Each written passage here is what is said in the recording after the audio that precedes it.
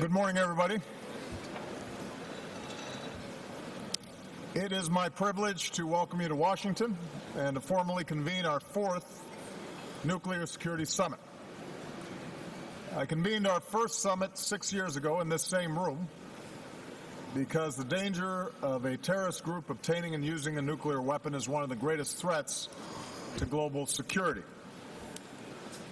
Our nation's committed ourselves to action, concrete, tangible steps to secure the world's vulnerable nuclear materials. And we continued our work at our summits in Seoul and The Hague. And I want to again thank our friends from the Republic of Korea and the Netherlands for their leadership on this critical issue. Back at our first summit, I quoted Albert Einstein. At the dawn of the nuclear age, he said, "The unleashed power of the atom has changed everything." And he added, "A new type of thinking is essential if mankind is to survive." Over the past 6 years, when it comes to nuclear security, we've embraced a new type of thinking and a new type of action. This is a perfect example of a 21st century security challenge that no one nation can solve alone. It requires coalitions and sustained coordination across borders and institutions, and the good news is we've made significant progress. We've made nuclear security a priority at the highest levels, and I want to thank all my fellow leaders from more than 50 nations and key international organizations for your commitment to this work and being here today. Some of you were here for our very first summit. Many of you have taken office and joined this work. But it's a reminder that the task of protecting our citizens transcends political ideologies, parties, and administrations. To date, our nations have made some 260 specific commitments to improve nuclear security. And so far, 3/4 of these steps have been implemented. More than a dozen nations have removed all their highly enriched uranium and plutonium. Countries have removed or disposed of several tons of this deadly material. Nations have improved their nuclear security, including stronger regulations and more physical security of nuclear facilities, and more nations are cooperating to prevent nuclear smuggling. Leading up to this summit, nations have fulfilled additional commitments. Argentina, Switzerland, Uzbekistan all successfully eliminated all their highly enriched uranium from their countries. China recently opened its new Center for Promoting Nuclear Security and Training, and I'm pleased that the United States and China are cooperating on nuclear security. And Japan is working to complete the removal of more than half a ton of highly enriched uranium and plutonium, which is the largest project in history to remove nuclear material from a country. I'm also pleased to announce that in recent days, after many years of work, 102 nations have now ratified a key treaty, the Convention on the Physical Protection of Nuclear Material. As a result, we expect that the treaty will enter into force in the coming weeks, giving us more tools that we need to work together in the event of theft of nuclear material or an attack on a nuclear facility. Several of the nations here made the extra effort in recent weeks to complete this process in time for this summit, and I want to thank you very much for helping us get over the line. Once again, I'm making it clear that the United States will continue to do our part. Today we're releasing a detailed description of the security measures our military takes to protect nuclear materials so that other nations can improve their security and transparency as well. For the first time in a decade, we're providing a public inventory of our stockpiles of highly enriched uranium, which could be used for nuclear weapons, and that inventory is one that we have reduced considerably. When it comes to our nuclear-powered ships and submarines, we're exploring ways to further reduce our holdings of highly enriched uranium. In short, everybody has been participating, and by working together, our nations have made it harder for terrorists to get their hands on nuclear material. We have measurably reduced the risk. But as we discussed at last night's dinner, the threat of nuclear terrorism persists and continues to evolve.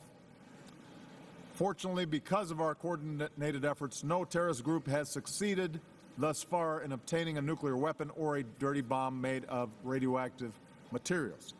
But we know that al-Qaeda has long sought nuclear materials, Individuals involved in the attacks in Paris and Brussels videotaped a senior manager who works at a Belgian nuclear facility.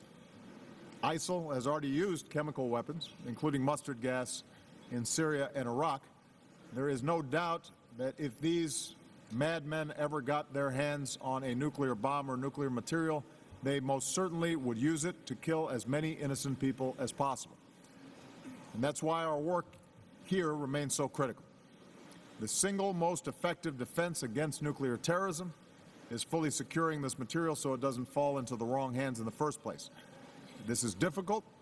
At hundreds of military and civilian facilities around the world, there's still roughly 2,000 tons of nuclear materials, and not all of this is properly secured. And just the smallest amount of plutonium, about the size of an apple, could kill and injure hundreds of thousands of innocent people. It would be a humanitarian, political, economic, and environmental catastrophe with global ramifications for decades. It would change our world. So we cannot be complacent.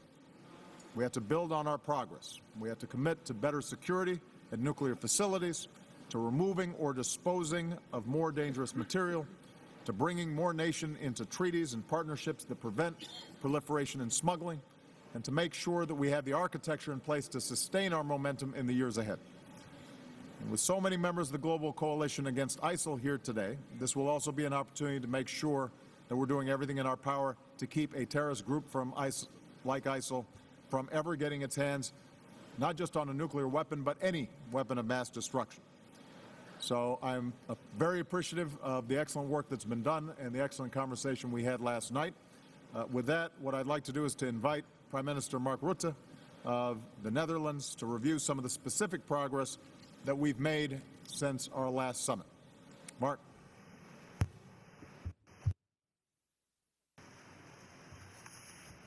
Mr. President, dear Barak, esteemed colleagues and ladies and gentlemen, Barak, your initiative in 2010 to convene the first nuclear summit has bolstered our defenses against the nightmare of a nuclear attack. The vicious terrorist acts in Brussels last week only underscore the importance of the NSS process. And it's fitting that we are completing this cycle of 4 summits under your leadership. In 2014, it was my privilege to welcome the NSS to The Hague. And it's encouraging that we have continued to make progress since then. First, the amount of nuclear material in circulation continues to decline. More and more excess nuclear material is being stored and handled in a sustainable manner, like the recent shipment of excess plutonium and highly enriched uranium from Japan to the United States. And the use of low-enriched uranium for the production of medical isotopes and other purposes is on the rise. Second, the material that is out there is being made more secure as more countries turn the IAEA's recommendations into national legislation.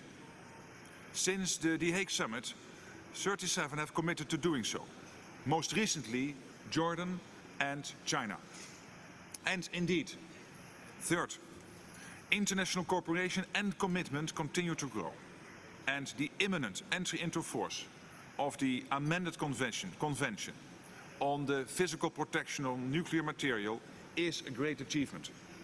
And this important milestone reinforces our efforts at this summit today. I'm also delighted that earlier summits have provided a legacy into other respects. Firstly, the scenario-based policy discussion we introduced in The Hague was valuable experience. Today we are using this tool again, and I look forward to an informal, concrete, interactive discussion, and I have no doubt it will be just as successful as in The Hague. Secondly, there is the gift basket. It's great to see how initiatives launched by one or more countries can bring us closer to a breakthrough. In the past few months alone, new gift baskets have been added on complex issues like cybersecurity and insider threats. Let's keep up the momentum even after this final NSS. Dear colleagues, this summit is not the end of our quest to make the world safe from nuclear terrorism. The 5 organizations to which we pass the torch today can count on our continued support and commitment. Should the need arise, I know that everybody here will be ready to return to our roundtable. Thank you. Thank you very much, Mark, for the excellent summary. With that, I'd like to ask the press to depart the room, and we will begin this opening plenary session.